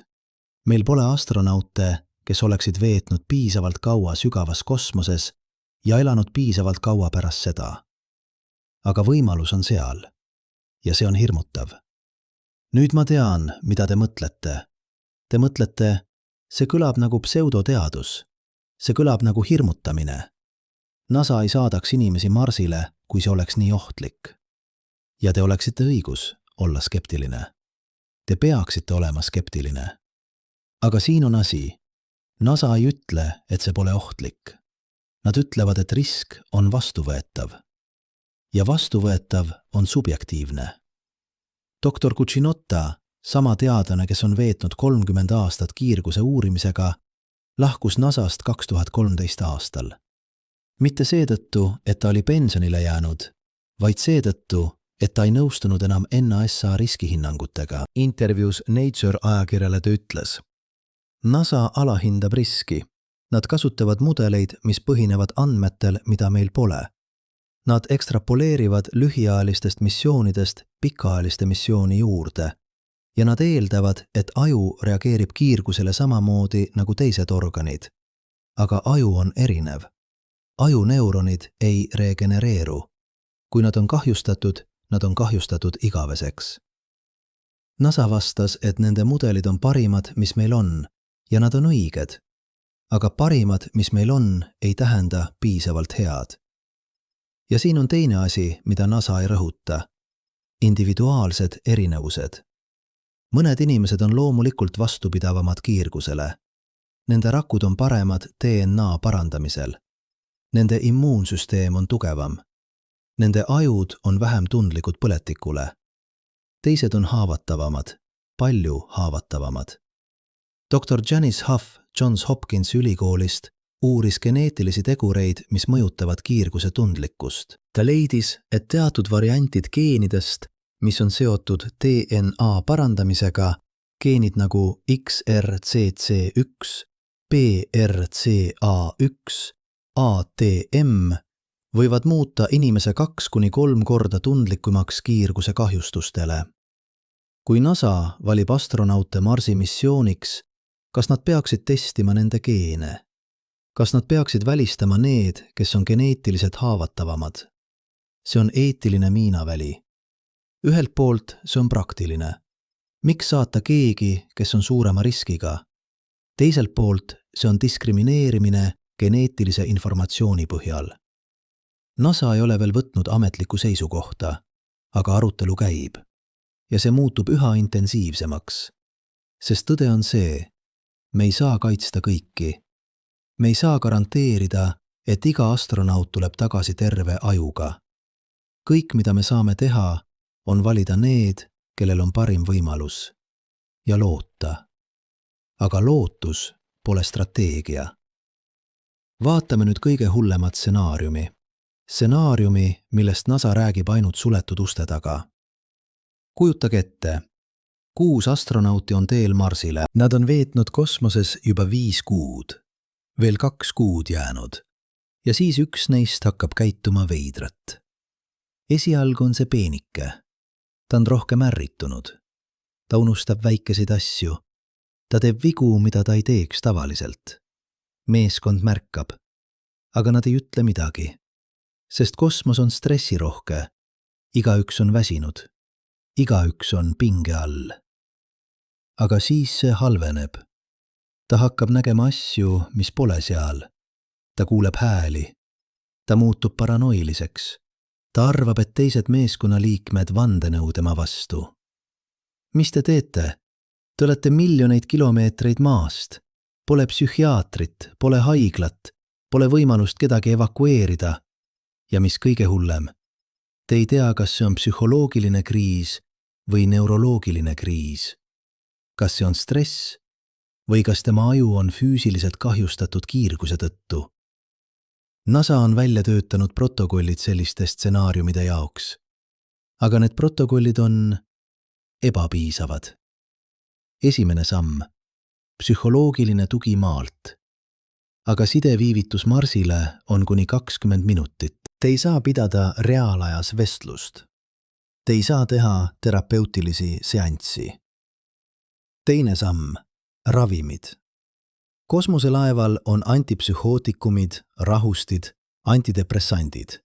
Aga kui probleem on neuroloogiline, kui aju on füüsiliselt kahjustatud, ravimid ei aita. Kolmas samm. Isoleerimine. Kui astronaut muutub ohtlikuks endale või teistele, ta tuleb isoleerida. Aga kuhu? Kosmoselaev on väike, pole eraldi ruume, pole lukustatud uksi. Neljas samm. Füüsiline talitsus. Kui kõik muu ebaõnnestub, teised meeskonnaliikmed peavad teda füüsiliselt talitsema, siduma, uimastama. Ja siis? Siis te lihtsalt jätkate. Veel 2 kuud Marsile, siis 18 kuud Marsil, siis 7 kuud tagasi. Kokku 2 aastat, kus üks teie meeskonnaliikmest on kompromiteeritud. See pole hüpoteetiline. NASA on simuleerinud seda stsenaariumi 10 kordi ja iga kord on tulemus sama. Missioon on ohustatud. Sest kosmos ei andesta. Üks viga, üks vale otsus, üks vale liigutus võib tappa kõik. Ja kui see viga tuleb kelleltki, kelle aju on kahjustatud, kellel pole enam täielikku kontrolli oma kognitiivsete võimete üle. NASA teab seda ja nad otsivad lahendusi. Üks idee, tehisintellekt. AI-süsteem, mis jälgib iga astronaudi käitumist, kognitiivseid teste, füsioloogilisi näitajaid. Süsteem, mis võib avastada probleeme enne, kui need muutuvad kriitiliseks. Teine idee, autonoomsed süsteemid. Kosmoselaev, mis suudab end ise juhtida, ise parandada, ise otsuseid teha, ilma inimese sekkumiseta. Nii et isegi kui astronaudid on kompromiteeritud, laev suudab neid koju tuua. Kolmas idee, väiksemad meeskonnad või isegi üksikud astronaudid. Mida vähem inimesi, seda väiksem risk, aga ka väiksem võimekus ja suurem psühholoogiline koormus. Neljas idee, ja see on kõige radikaalsemat, robotid, mitte inimesed. Saata robotid Marsile, ehitada baas, valmistada kõik ette ja alles siis saata inimesed. Aga see tähendaks aastate viivitust, aastakümne viivitust ja NASA ja eriti kommertsfirmad nagu SpaceX ei taha oodata. Elon Musk on öelnud avalikult, mõned inimesed surevad, see on vältimatu, aga see ei tohiks meid peatada. Kas ta on õigus? Kas Marsi jõudmine on piisavalt oluline, et õigustada inimeste ohverdamist? See pole teaduslik küsimus, see on filosoofiline küsimus, eetiline küsimus. Ja igaühel meist on sellele erinev vastus. Aga siin on asi. Need astronaudid, kes lähevad, nad teavad riske. Nad on vabatahtlikud. Nad on valinud seda. Või kas nad on? Kas keegi saab tõeliselt anda informeeritud nõusoleku millegi jaoks, mida me ei mõista täielikult? Millegi jaoks, mille pikaajalisi tagajärgi me ei tea? Dr. Paul Root Wolpe, NASA bioeetik aastatel 2002–2009 ütles: me ei saa öelda astronautidele, teie aju võib kahjustuda, sest me ei tea, kui tõenäoline see on.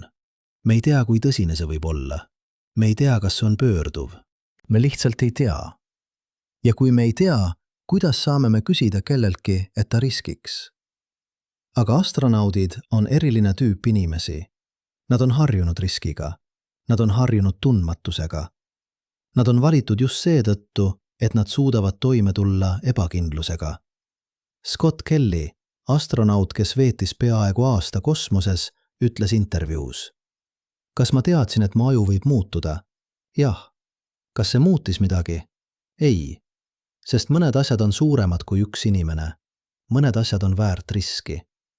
Ja võib-olla ta on õigus. Võib-olla inimlikkuse tulevik, meie ellujäämine kui liik, sõltub sellest, et me läheme, et me uurime, et me riskime. Aga võib-olla ta on ka vale. Võib-olla me ei ole veel valmis. Võib-olla me peame ootama, õppima rohkem, arendama paremaid tehnoloogiaid. Sest tõde on see, me saadame inimesed Marsile järgmise 10–15 aasta jooksul.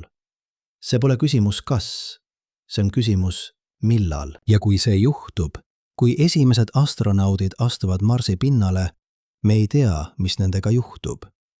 Me ei tea, kuidas nende ajud reageerivad. Me ei tea, kas nad tulevad tagasi samadena. Kõik, mida me teame, on see. Nad muutuvad vältamatult, pöördumatult. Ja me, need meist, kes jäävad maale, me vaatame, me jälgime, me õpime, sest nad on meie esindajad, meie uurijad, meie ohvrid. Ja nende ajud, need 3 naela kaaluvad organid, mis kannavad kogu seda, mis teeb meist inimesed, on eksperimendi objektid. Eksperimendis, mida me ei saa peatada. Eksperimendis, mille tulemusi me ei näe aastakümnete jooksul. Aga me teeme seda ikkagi, sest me oleme inimesed. Ja inimesed uurivad. Inimesed riskivad. Inimesed lähevad sinna, kuhu keegi pole varem läinud. Isegi kui see tähendab, et me ei tule kunagi tagasi. Isegi kui see tähendab, et me muutume millekski teiseks. Isegi kui see tähendab, et me kaotame osa sellest, mis teeb meist inimesed. Aga nüüd peame rääkima millestki, mis on suurem kui NASA. Suurem kui Marss. Suurem kui isegi inimaju. Me peame rääkima sellest, mida see kõik tähendab. Sest kui me vaatame astronautide ajusid, neid nihkunud, kokkusurutud, muutunud struktuure, me ei vaata lihtsalt meditsiinilist probleemi. Me vaatame midagi fundamentaalsemat. Me vaatame küsimusse, mis on vaevanud filosoofe 1000 aastaid. Mis on inimene? Ja kus on piir? Teie aju pole staatiline. See pole kunagi olnud.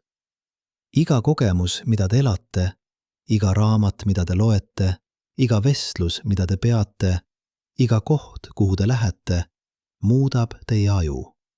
Füüsiliselt, mõõdetavalt. Kui te õpite uut keelt, teie aju keelekeskused suurenevad. Kui te õpite mängima pilli, teie motoorne koor ümber struktureerub. Kui te kogete traumat, teie amüktala muutub. Kui te mediteerite aastate jooksul, teie prefrontaalne koor paksemaks muutub. Me kõik oleme oma aju muutunud versioonid, iga päev, iga hetk. Seega, kui astronaudi aju muutub kosmoses, kui tema väike aju on kokku surutud, kui tema hipokampus on ümber kujunenud, kui tema valge aine on kahjustatud, kas ta on endiselt sama inimene? Filosoofid nimetavad seda identiteedi probleemiks ja sellel pole lihtsat vastust. Theseus laev, vana mõttekatsetus.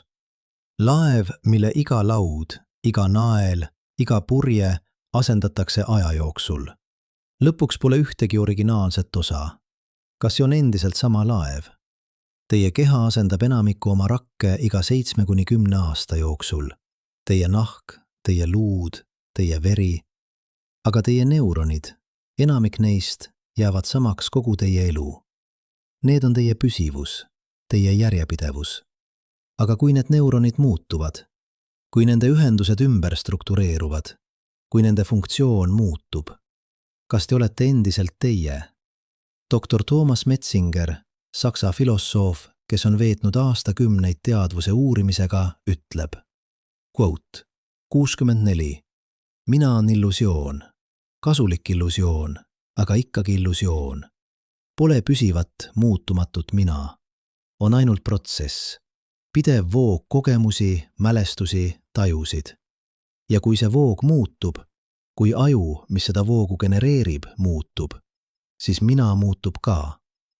Astronaudid, kes tulevad tagasi kosmosest, kirjeldavad sageli midagi, mida nimetatakse, quote 66, overview efektiks. Nad vaatavad maad kosmosest, seda õrna sinist palli pimeduses ja midagi nende sees muutub. Fundamentaalselt. Nad hakkavad nägema ennast teisiti. Mitte kui ameeriklast või venelast, mitte kui teadlast või pilooti, vaid kui inimest. Osa millestki suuremast. Edgar Mitchell, Apollo 14 astronaut, kirjeldas seda nii. Ma vaatasin maad ja ma mõistsin, et kõik seal, iga inimene, iga linn, iga sõda, iga armastus, kõik see on üks. Me oleme kõik ühendatud ja see teadmine ei olnud intellektuaalne, see oli visceraalne, see oli tõde. Kas see oli tema muutunud aju? Kas nihkunud väikeaju, muutunud prefrontaalne koor, ümber struktureerunud hipokampus, kas need füüsilised muutused lõid uue viisi maailma nägemiseks? Või kas see oli lihtsalt kogemus ise? Perspektiiv, mida ainult mõned inimesed on kunagi näinud. Me ei tea. Ja võib-olla pole vahet, sest tõde on see, teadvus ja aju pole eraldiseisvad. Need on sama asja kaks aspekti. Teie mõtted on neuronite elektrilised mustrid. Teie emotsioonid on neurotransmitterite keemia. Teie mina on teie aju aktiivsuse tulemus.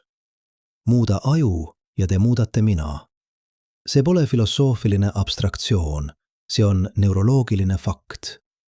Ja see tõstatab küsimuse, mis on palju suurem kui kosmosereis.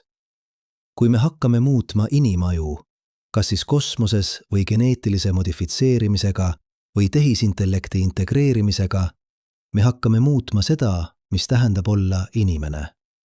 Kas see on hea, kas see on halb või on see lihtsalt vältimatu?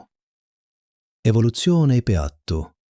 4 miljardit aastat on elu maal muutunud, kohanenud, evolutsioneerunud. Ja nüüd esimest korda me oleme liik, mis võib suunata oma evolutsiooni. Teadlikult, tahtlikult. Aga kas me peaksime? Dr. Nick Bostrom, Oxfordi filosoof, kes on veetnud aastakümneid inimese tuleviku uurimisega, ütleb: me seisame silmitsi valikuga. Me võime jääda selleks, mis me oleme. Homo sapiens. Liik, mis evolutsioneerus Aafrika savannis. Liik, mis on optimeeritud maa gravitatsioonile, maa atmosfäärile, maa keskkonnale. Või me võime muutuda millekski teiseks. Millekski, mis suudab elada kosmoses. Millekski, mis suudab elada 1000 aastaid. Millekski, mis suudab mõelda viisil, mida me ei suuda praegu ette kujutada. Ta nimetab seda transhumanismiks. Idee, et inimesed võivad ja peaksid ületada oma bioloogilised piirangud. Aga see pole ulme. See pole kaugem tulevik. See toimub praegu. Iga kord, kui astronaut läheb kosmosesse, ta muutub. Pisut. Märkamatult. Aga vältamatult. Ja iga kord, kui me õpime midagi uut tema muutunud ajust, me liigume sammu lähemale hetkele, kus me peame otsustama. Kas me aktsepteerime neid muutusi? Kas me üritame neid vältida? Või kas me amplifieerime neid? Sest on veel üks võimalus, millest me pole rääkinud. Mis siis, kui need muutused pole viga? Mis siis, kui need pole kahjustus? Mis siis, kui need on täiustus? Dr. Rachel Seidler, teadlane, kes on uurinud astronautide ajusid aastaid, ütles mulle midagi hämmastavat. Mõned astronaudid tulevad tagasi paremana. Mitte kõik, aga mõned. Nende ruumiline mõtlemine on parem. Nende võime visualiseerida 3-mõõtmelisi struktuure on parem. Nende abstraktne mõtlemine on parem. Kas see on seetõttu, et nende ajud on muutunud? Kas kokku surutud väikeaju, ümber struktureerunud hipokampus, kas need muutused sundisid nende aju töötama teisiti, efektiivsemalt? Me ei tea. Aga võimalus on intrigeeriv. Võib-olla kosmos ei hävita aju. Võib-olla see lihtsalt muudab seda. Ja mõned neist muutustest on kasulikud. Evolutsioon töötab läbi variatsiooni ja selektsiooni. Erinevad organismid proovivad erinevaid strateegiaid. Enamik ebaõnnestub, aga mõned õnnestuvad. Ja need, mis õnnestuvad, elavad edasi. Võib-olla astronaudid on esimesed. Esimesed inimesed, kes proovivad elada keskkonnas, mis pole maa. Esimesed, kelle ajud kohanevad uue reaalsusega. Enamik neist kannatab. Mõned neist ebaõnnestuvad. Aga mõned, need, kellel on õiged geenid, õige füsioloogia, õige psühholoogia, nad õnnestuvad. Ja nende järglased, kui nad otsustavad jääda kosmosesse, kui nad otsustavad mitte kunagi tagasi tulla, nad hakkavad evolutsioneeruma, aeglaselt, põlvkondade jooksul, aga vältamatult. Ja 1000 aastat tulevikus või 10 000 võib olla 2 inimliiki, maainimesed ja kosmoseinimesed.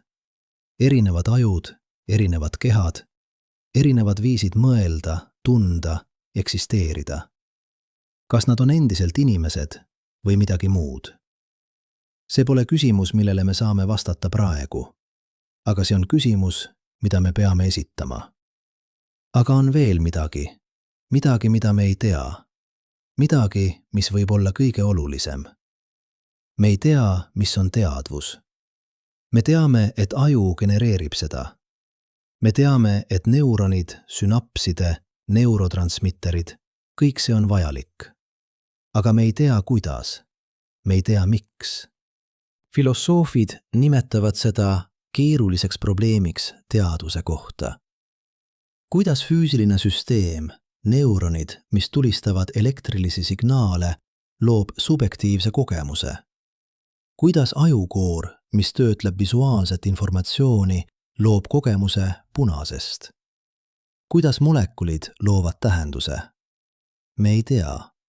Ja kui me ei tea, kuidas teadvus töötab normaalsetes tingimustes, kuidas me saame ennustada, mis juhtub, kui aju muutub?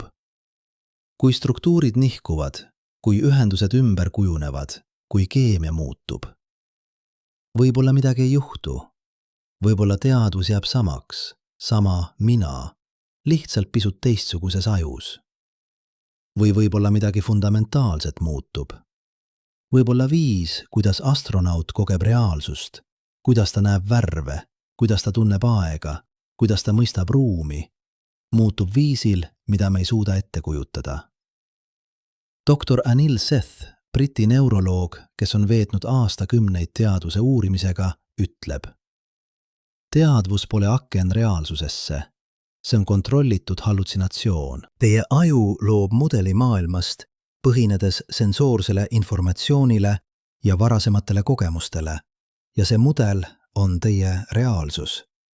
Kui astronaudi aju muutub, kui tema sensoorsed süsteemid töötavad teisiti, kui tema mälu on ümber struktureerunud, kui tema ootused on muutunud, siis tema kontrollitud hallutsinatsioon muutub. Tema reaalsus muutub. Mitte objektiivne reaalsus, vaid subjektiivne reaalsus. Viis, kuidas ta kogeb maailma. Ja kui see on tõsi, siis astronaudid, kes tulevad tagasi kosmosest, ei ela enam samas maailmas kui meie. Nad elavad pisut erinevas maailmas. Maailmas, mida kujundab nende muutunud aju. Kas see on ilus? Kas see on traagiline? Või lihtsalt huvitav? Ma ei tea. Aga ma tean, et see on reaalne. Ja nüüd me peame rääkima sellest, mida me ei tea. Sest tõde on see, kõik, mida ma olen teile rääkinud, kõik need uuringud, kõik need avastused, kõik need hüpoteesid, need on ainult algus. Me ei tea, mis juhtub ajuga pärast 10 aastat kosmoses. Me ei tea, mis juhtub lapsega, kes sünnib kosmoses. Me ei tea, kas inimaju suudab üldse kohaneda püsivalt muutunud gravitatsiooniga. Me ei tea, kas kosmilise kiirgus põhjustab Alzheimeri taolist neurodegeneratsiooni. Me ei tea, kas magnetväljad võivad kaitsta aju. Me ei tea, kas geneetiline modifitseerimine on vajalik või ohtlik. Me ei tea, kas teadvus sõltub gravitatsioonist. Me ei tea, kas mina püsib, kui aju muutub piisavalt palju. Me ei tea, kus on piir inimese ja millegi muu vahel. Me lihtsalt ei tea, ja see on okei. Sest teadus pole vastuste kogum. Teadus on küsimuste esitamise protsess. Ja parimad küsimused, need, mis viivad meid kõige kaugemale, on need, millele me ei tea veel vastust. Iga astronaut, kes läheb kosmosesse, on küsimus. Küsimus, mida me esitame universumile. Küsimus, kas me suudame, kas me võime, kas me peaksime. Ja universum vastab, mitte sõnadega, vaid andmetega. Iga MRI-skanneering, iga kognitiivne test, iga muutus, mida me mõõdame, need on vastused. Aga need on osalised vastused, ebatäielikud vastused. Vastused, mis tekitavad rohkem küsimusi. Ja see on ilus. Sest see tähendab, et me pole veel lõpus. Me pole veel kõike avastanud. Me pole veel jõudnud piirideni. On veel nii palju, mida õppida, nii palju, mida avastada, nii palju, mida mõista. Mäletate, kuidas me alustasime? Praegu, sel hetkel, kui te kuulate neid sõnu, ujub teie aju koljus. 1,4 kilogrammi koodi, mis ujub cerebrospinaalvedelikus. Täpselt seal, kus ta peab olema. Täpselt õige kujuga. Täpselt õiges positsioonis. Sest te olete maal. Planeedil, kus gravitatsioon on 9,8 meetrit sekundis ruudus. Planeedil, kus teie esivanemad evolutsioneerusid miljonite aastate jooksul. Planeedil, mis on teie kodu. Aga kosmos pole teie kodu. Kosmos on võõras, vaenulik, ükskõikne. Ja iga kord, kui me läheme sinna, iga kord, kui astronaut tõuseb orbiidile, iga kord, kui keegi veedab kuud või aastaid nullgravitatsioonis, me õpime midagi uut selle kohta, kui habras on see optimeerimine. Kui täpselt on teie aju kujundatud selle planeedi jaoks ja kui raske on elada kusagil mujal. Aga me läheme ikkagi, sest me oleme inimesed ja inimesed uurivad, inimesed küsivad. Inimesed lähevad sinna, kuhu keegi pole varem läinud. Isegi kui see muudab meid, isegi kui see kahjustab meid, isegi kui see teeb meist midagi muud. Sest võib-olla küsimused on olulisemad kui vastused. Võib-olla teekond on olulisem kui sihtkoht. Võib-olla see, mis teeb meist inimesed, pole meie ajustruktuur, pole meie neuronite arv, pole isegi meie teadvus. Võib-olla see, mis teeb meist inimesed, on meie soov mõista, meie vajadus teada, meie võimetus leppida sellega, et jääda paigale. Ja kui see on tõsi, kui see on see, mis meid defineerib, siis astronaudid, kes lähevad Marsile, kelle ajud muutuvad, kes ei tule kunagi tagasi samadena, nad on kõige inimlikumad meist kõigist. Sest nad küsivad küsimust, mida me kõik peaksime küsima. Mis on võimalik? Ja nad on valmis maksma hinda, et seda teada saada. Nende ajud, need 3 naela kaaluvad organid, mis kannavad kogu seda, mis teeb meist inimesed, on ohvrid, aga ka kangelased, sest ilma nendeta me ei õpi kunagi, me ei tea kunagi, me ei lähe kunagi, me jääme siia, sellele sinisele pallile, sellesse gravitatsiooni, sellesse turvalisusesse. Ja võib-olla see on okei, võib-olla see on tark, aga võib-olla mitte. Võib-olla tõeline küsimus pole, kas me peaksime minema, vaid kas me suudame jääda. Sest universum on suur ja maa on väike. Ja ükskord, võib-olla 100 aasta pärast, võib-olla 1000, midagi juhtub. Asteroid, supervulkaan, kliimakatastroof. Midagi, mida me ei suuda ette näha.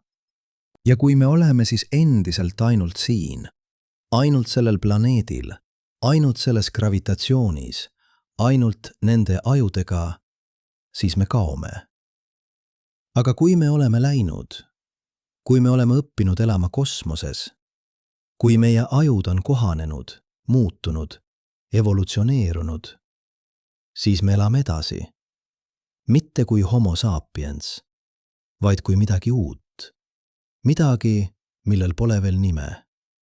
Aga ikkagi inimesed, ikkagi küsijad, ikkagi uurijad, ikkagi need, kes ei suuda leppida sellega, et mitte teada. Seega, kui te vaatate täna õhtul taevasse, kui te näete rahvusvahelist kosmosejaama, mis liigub üle taeva nagu aedlane täht, mõelge nendele inimestele seal üleval. Mõelge nende ajudele, mis ujuvad nende koljudes, mis nihkuvad, mis muutuvad, mis kohanevad. Mõelge sellele, mida nad ohverdavad, mida nad riskivad, mida nad õpivad. Ja mõelge sellele, et ükskord, võib-olla mitte meie eluajal, aga ükskord Nende ohvrid teevad võimalikuks midagi uskumatut. Inimesed, kes elavad tähtede vahel. Inimesed, kelle ajud on kujundatud kosmose jaoks. Inimesed, kes on midagi enamat kui me, aga ikkagi meie. Ja võib-olla, lihtsalt võib-olla, see on see, miks me oleme siin. Mitte et jääda, vaid et minna. Mitte et püsida samana, vaid et muutuda. Mitte et teada kõike, vaid et küsida kõike. Sest lõpuks pole oluline, mis juhtub teie ajuga kosmoses. Oluline on see, et te läksite.